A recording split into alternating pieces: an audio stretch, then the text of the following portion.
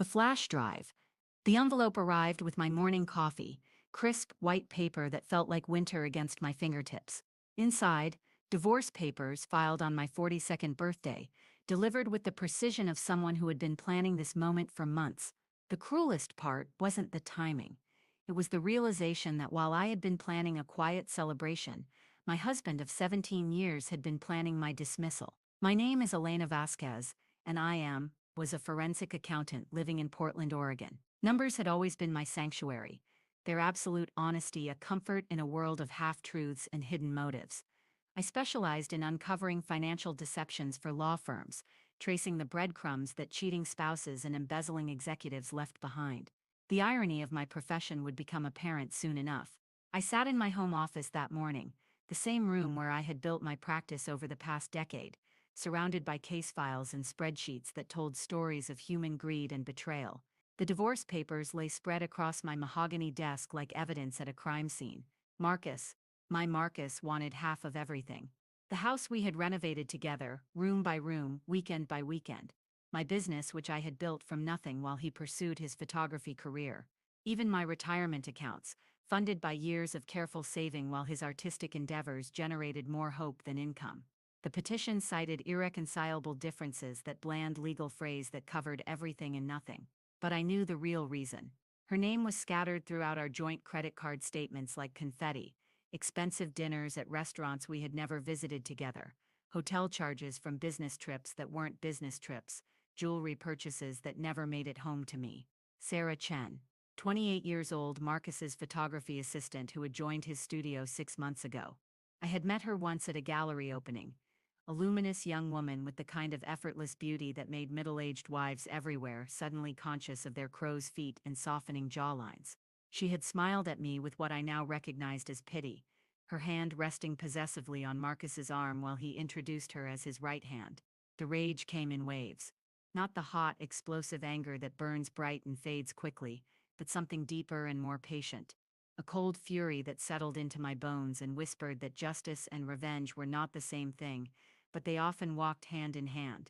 I spent 3 days in a haze of disbelief, going through the motions of normal life while my world quietly collapsed.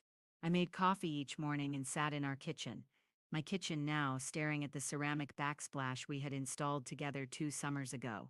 Marcus had been so proud of his handiwork, though I had been the one to research the materials, negotiate with suppliers, and manage the budget. He had been the vision. I had been the execution. The story of our marriage in miniature.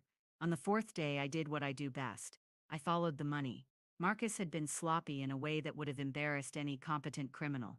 Joint accounts with suspicious transactions, credit cards used for purchases that painted a clear picture of his double life. But as I dug deeper, using skills honed through years of investigating financial infidelity for other betrayed spouses, I discovered something that made my blood run cold. He hadn't just been unfaithful. He had been stealing from me.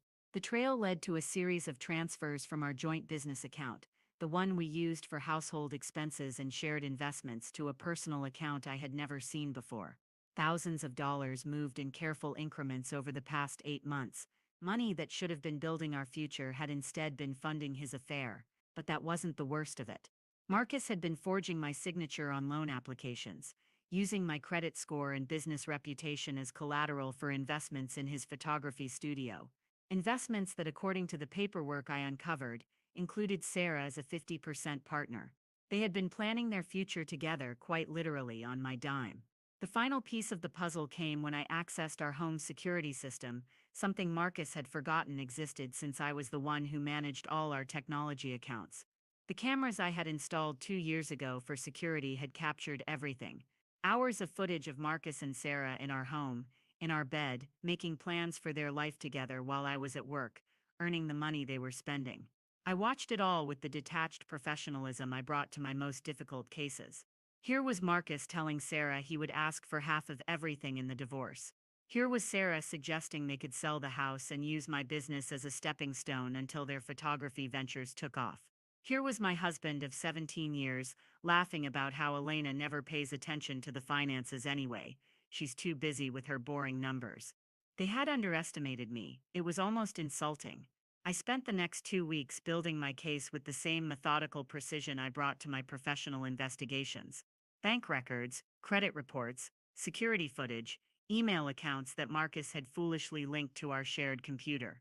I documented everything, created timelines, built a narrative that would make any prosecutor weep with joy. The evidence painted a picture of systematic financial abuse, fraud, and theft. More than enough to not only deny Marcus any claim to my assets, but potentially land him in prison. The loan fraud alone carried federal charges, but I didn't want Marcus in prison. I wanted something more satisfying than that.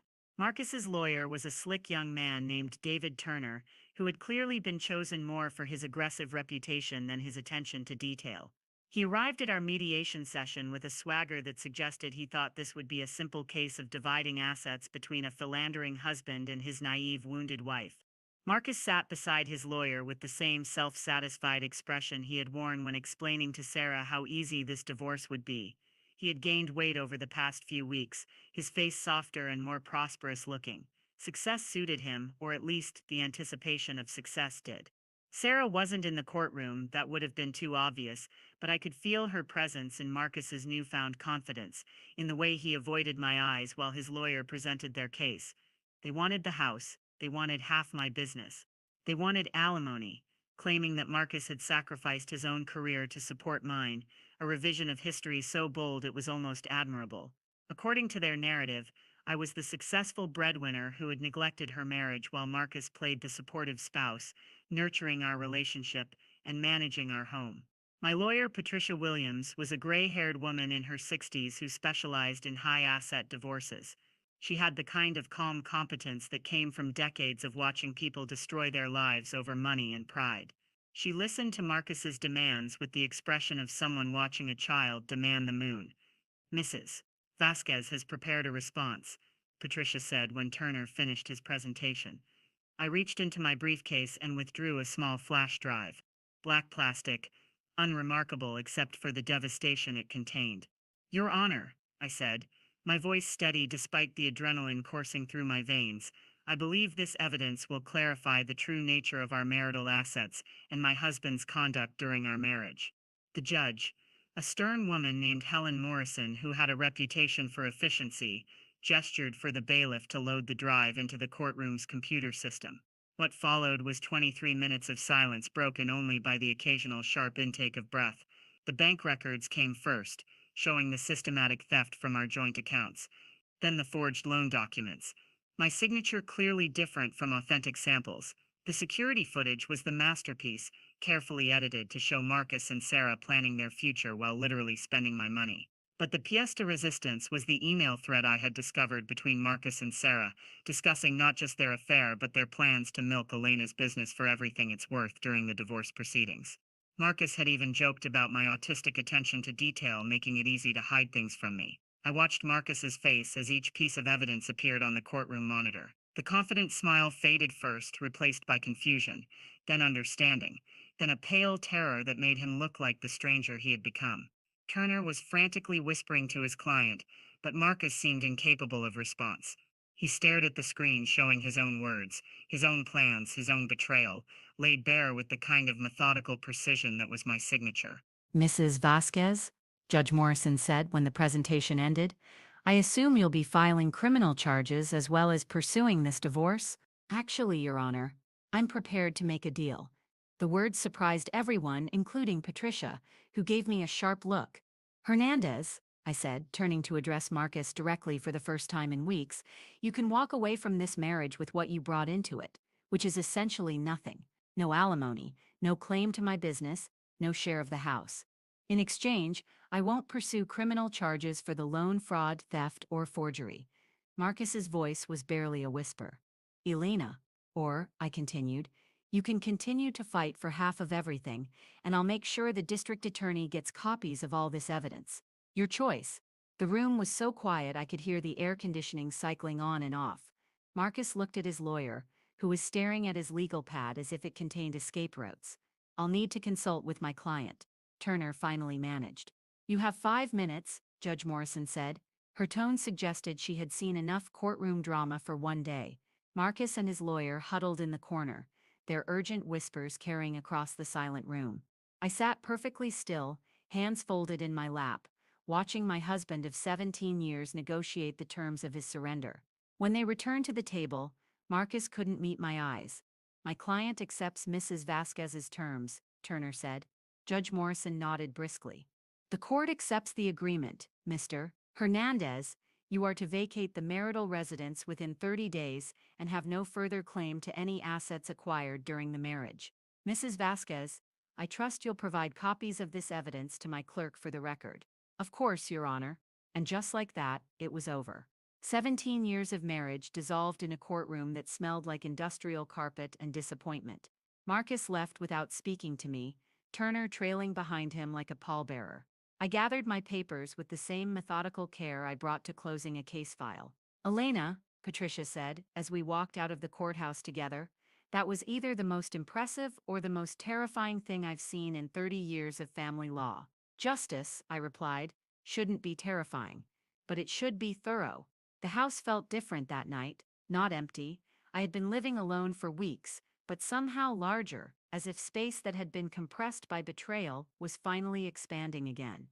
I walked through rooms that were fully mine now, touching surfaces that no longer held the memory of deception. I poured myself a glass of wine from a bottle Marcus and I had been saving for a special occasion. My freedom seemed special enough. The aftermath unfolded predictably. Marcus moved out within the week, taking only his personal belongings and his camera equipment. Sarah, I learned through mutual friends, had distanced herself once the full scope of Marcus's financial situation became clear. Apparently, a broke photographer facing potential criminal charges was less attractive than a prosperous married man with money to spend. I didn't feel satisfaction at her abandonment of him, exactly. It was more like the quiet contentment that comes from seeing patterns complete themselves according to their own internal logic. The business impact was minimal. If anything, my reputation was enhanced by word-of-mouth accounts of how I had handled my own case. Clients appreciated working with someone who understood betrayal from the inside and could trace deception with personal experience behind the professional skill. I kept the house, though I remodeled extensively. The kitchen backsplash was the first thing to go, replaced with simple white subway tiles that owed nothing to shared memories. I converted Marcus's old studio space into a library, lined with floor-to-ceiling bookshelves and furnished with a reading chair positioned to catch the afternoon light. Months passed. The sharp edges of anger softened into something more sustainable, not forgiveness, exactly, but a kind of philosophical acceptance that people revealed their true nature when they thought no one was watching. I continued my work, helping other betrayed spouses navigate the financial wreckage of failed marriages. Each case taught me something new about the intersection of love and money, trust and deception. The patterns were depressingly consistent, but so was the human capacity to rebuild. A year after the divorce was finalized, I was researching a complex asset hiding case when my phone rang. The caller ID showed Marcus's number, the first time he had tried to contact me since leaving the courthouse. "Elena." His voice sounded older, rougher around the edges. "Marcus, I needed to tell you I'm sorry. For all of it. The lying, the stealing, the way I stop." I kept my voice neutral, professional. "Apologies require accepting responsibility, and accepting responsibility would open you to the criminal charges we agreed to avoid. Let's not complicate things." A long pause. "Are you happy?" The question surprised me with its directness. I looked around my office at the case files organized with military precision, at the photograph on my desk showing me accepting an award from the State Bar Association for my work on financial crimes. "I'm at peace," I said finally. "That's better than happy. I miss you sometimes." "You miss the person you thought I was? The one who didn't pay attention to the details." Another silence, longer this time. "Goodbye, Marcus." "Goodbye, Elena." I hung up and returned to my work, analyzing bank statements that would tell the story of another marriage's slow dissolution. The numbers never lied, even when the people behind them did. That evening, I sat in my reading chair with a book about Arctic exploration, stories of men and women who had survived impossible conditions through careful preparation and stubborn refusal to surrender. The parallels weren't lost on me. Outside, Portland's autumn rain painted abstract patterns on my windows. I had always loved the rain, the way it cleaned the air and made everything smell fresh and possible. Marcus had complained about it constantly, one of those small incompatibilities that seemed insignificant until they were revealed as symptoms of a deeper mismatch. I thought about the woman I had been a year ago, someone who believed that trust was the natural state of marriage, that shared vulnerability was strength rather than weakness. That woman was gone, not destroyed but transformed into someone harder and more self sufficient. The change wasn't entirely positive. I was less trusting now, more guarded in my interactions with others. Romantic relationships seemed like equations with too many variables, too many opportunities for deception and disappointment. But I was also more confident, more aware of my own competence and worth. I had learned that I could survive betrayal, that I could turn pain into precision and use my skills to protect myself when no one else would. The knowledge was both liberating and isolating. A few months later, I was invited to speak at a conference for family law attorneys about financial investigation techniques. Standing at the podium, looking out at an audience of lawyers who dealt daily with the wreckage of broken relationships, I felt a strange sense of completion. The most important thing to understand, I told them, is that financial infidelity is rarely just about money. It's about power, control, and the stories we tell ourselves about what we deserve. Your job isn't just to trace the missing assets, it's to help your clients understand the narrative their spouse has been constructing without them. After my presentation, a young attorney approached me with questions about a case involving forged documents and hidden accounts. As I listened to her describe the familiar pattern of deception and betrayal, I felt something I hadn't experienced in years, a sense of purpose that had nothing to do with revenge or justice served, but with helping someone else navigate the ruins of trust. The good news, I told her, is that people who lie about money usually lie badly. They think they're smarter than they are, and they almost always underestimate their victims. She smiled, the first genuine smile I had seen in our conversation. How do I help my client understand that this isn't about her failing as a wife? You tell her that the only failure was in trusting someone who wasn't trustworthy. That's not a character flaw, it's evidence of her good faith, and now she gets to decide who she wants to be going forward. Driving home that evening, I reflected on my own journey toward that understanding.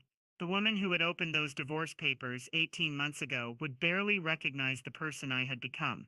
Not bitter, exactly, but clear eyed about human nature and my own capacity for survival.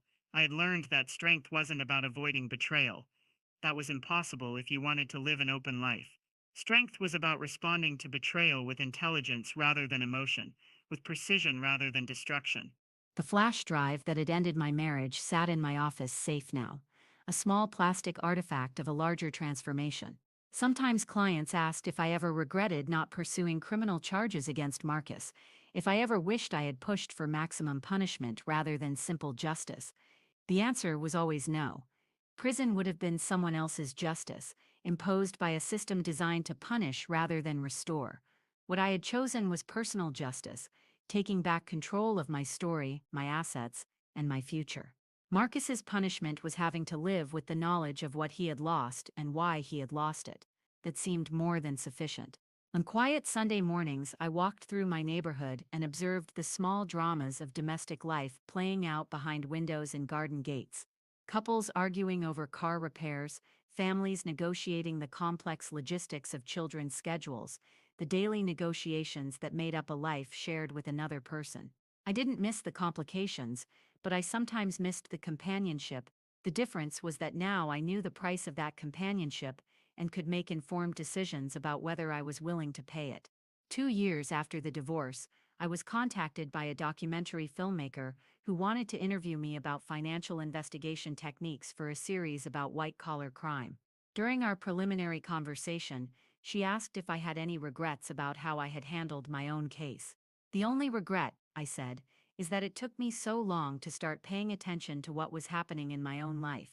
I was so focused on other people's financial deceptions that I missed the one happening under my own roof. But you caught it eventually. Eventually. The question is whether I would have caught it sooner if I had been less trusting, more suspicious, and whether that would have been a better way to live. The filmmaker leaned forward, interested. What's your answer?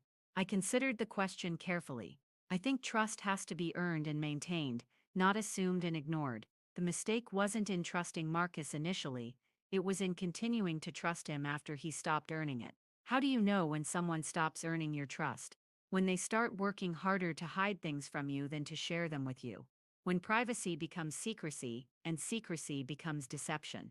The interview never aired. The documentary was ultimately shelved due to funding issues, but the conversation stayed with me.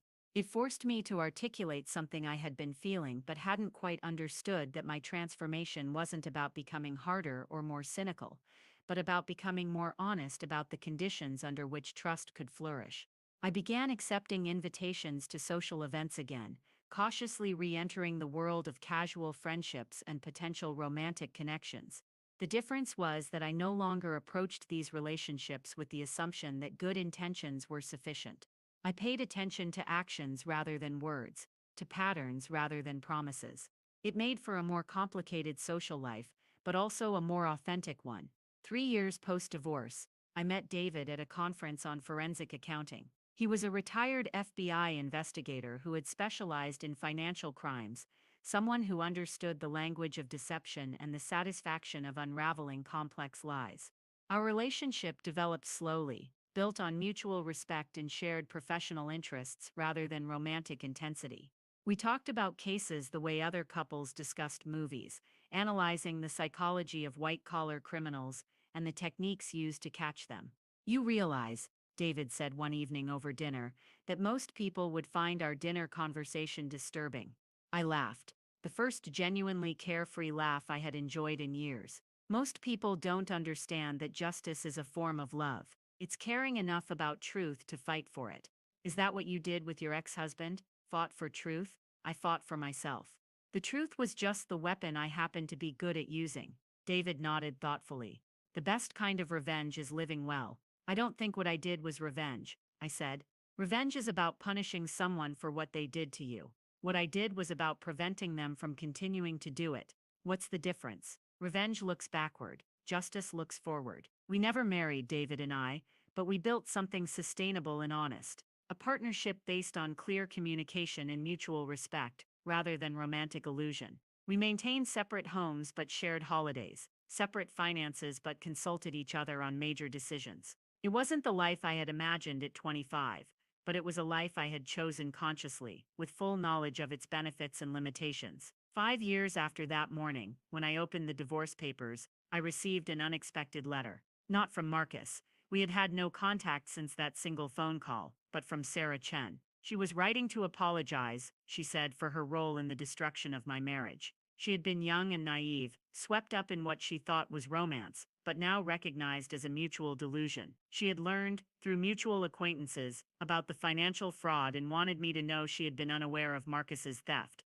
I believed her. The woman I had met at that gallery opening years ago had seemed genuinely guileless, the kind of person who could fall in love with a story without examining its foundation too closely. Her letter went on to describe her life since the affair ended. She had moved to Seattle, started her own photography business, married a software engineer who treated her with the kind of steady respect that was less exciting than passion, but more sustainable. I learned something from what happened, she wrote, about the difference between love and infatuation, between being chosen and being used. I hope someday you can forgive me, not for my sake, but for yours, because I know that anger is a burden and you deserve to travel light. I set the letter aside and didn't answer immediately. Forgiveness was complicated, not because I was holding on to anger, but because forgiveness implied a relationship that no longer existed. Sarah was a stranger who had intersected with my life during a period of chaos, but she wasn't someone I needed to absolve or punish. After a week of consideration, I wrote back briefly. Thank you for your letter. I hope you found happiness in your new life. What happened between us was part of a larger story that had very little to do with you personally. I wish you well. It seemed like the right balance, acknowledging her gesture without inviting further connection. That autumn, I was invited to testify before a state legislative committee, considering new laws about financial crimes and domestic relationships. It was an opportunity to turn my personal experience into something that might protect other people facing similar betrayals. The current system, I told the legislators, treats financial infidelity as a civil matter when it's often criminal behavior. Forging someone's signature, stealing from joint accounts, taking loans in someone else's name, these are felonies when strangers do them. They shouldn't become acceptable just because the perpetrator shares a bed with the victim. The testimony was well received, and several of the proposed reforms were eventually incorporated into state law. It felt like a completion of the circle, using what I had learned from my own betrayal to create better protections for others. That night, I sat in my reading chair with a cup of tea and watched the rain paint patterns on my windows. The house was quiet, except for the familiar sounds of my own life: the hum of the refrigerator, the whisper of pages turning, the gentle tick of the clock in the hallway. It wasn't a dramatic life, but it was mine completely. Every decision, every relationship, every quiet evening was chosen rather than inherited or assumed. The price of that autonomy had been high, but it was a price I had been willing to pay. I thought about the woman who had opened those divorce papers 6 years ago, the woman who had believed that love meant trusting without verification, that marriage meant merging lives so completely that individual identity became irrelevant. That woman was gone, not destroyed, but evolved into someone more careful and more free. Someone who understood that the deepest relationships were built on mutual choice rather than mutual need, on transparency rather than trust, on respect rather than romance. The rain continued falling, washing the city clean for another day. I finished my tea, closed my book, and prepared for sleep in a house that held no secrets, sheltered no lies, harbored no betrayals. It was enough. It was more than enough. It was everything I had fought for and everything I had earned. In the morning, there would be new cases to investigate, new stories of deception to unravel, new opportunities to help people reclaim their lives from those who had tried to steal them. But tonight, in the quiet sanctuary of my own choosing, I was at peace with the woman I had become and the life I had built from the ashes of the life that had been taken from me. Justice, I had learned, wasn't about punishment or revenge. It was about restoration, returning power to those who had been robbed of it, truth to those who had been lied to, choice to those who had been deceived. I had restored myself, piece by piece, number by number, truth by documented truth. The rest was just living.